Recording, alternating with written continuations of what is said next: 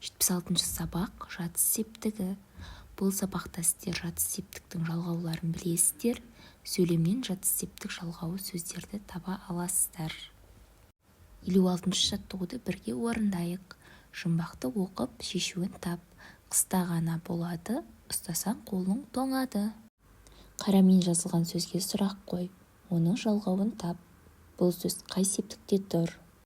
Жұмбақтың жауабы қар.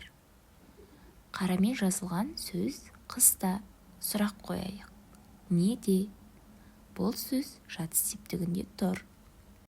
Келесі 57-ші жаттығуды орындайық. Мақал-мәтелді оқып жатқа жаз. Балапан ұяда не көрсе, ұшқанда соны іледі. Ерлік білекте емес, жүректе. Жатыс септігіндегі сөздердің астын сыз. Оларға сұрақ қой. Жатыс септігіндегі сөздер ұяда. Сұрағы неде? Білекте. Сұрағы неде? Жүректе. Сұрағы неде?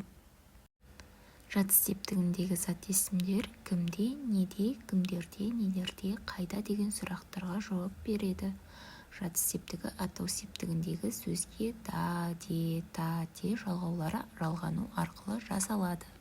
Бұл жалғауларды жатыс септік жалғаулары деп атайды. 58-ші жаттығу мәтінді көшіріп жаз. Арша тасты жерлерде, таулы аймақтарда өседі. Дәрі жасау үшін оның жемісін пайдаланады. Құрамында эфир майы, қант, алма қышқылы, минералды тұз бар. Мәтінге ат қой. Жатыс септігіндегі сөздер сөйлемнің қай мүшесі болып тұрғанын анықта. Мәтіннің тақырыбы аршаның пайдасы. Жерлерде, аймақтарда, құрамында, неде, қайда деген жатыс септігінің сұрақтарына жауап беріп, толықтауыштың қызметін атқарып тұр.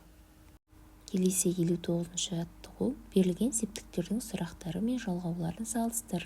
Бұларды бір-бірінен қалай айыруға болатыны жөнінде қорытынды жаса.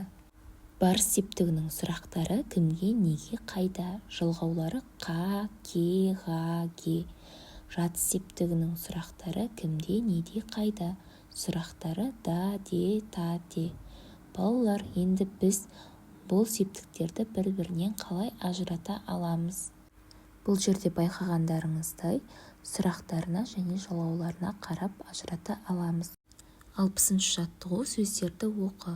Өзен, жайлау, қыз, көген. Осы сөздерге жатыс септік жалғауын жалғап, әрқайсысымен сөйлем құрап жаз. Жатыс септік жалғауының әртүрлі жалғану себебін түсіндір. Өзенде балықтардың түр-түрі бар. Жайлауда жылқылар жайылып жүр. Қыста қар қалың жауды. Қозы-лақтар көгенде байлаулы тұр. Өзенде, жайлауда, қыста, көгенде. Бұл сөздер жатыс септігінде тұрған сөздер, яғни жатыс септігінің сұрақтарына жауап беріп тұр. 61-ші жаттығу. Сурет бойынша әңгіме құрастырып айт. Марат пен Қанат аулаға шықты. Олар құстарға ұя жасады. Оларға жем салды. Құстар жем жеді. Балалар құстарға қамқорлық жасады.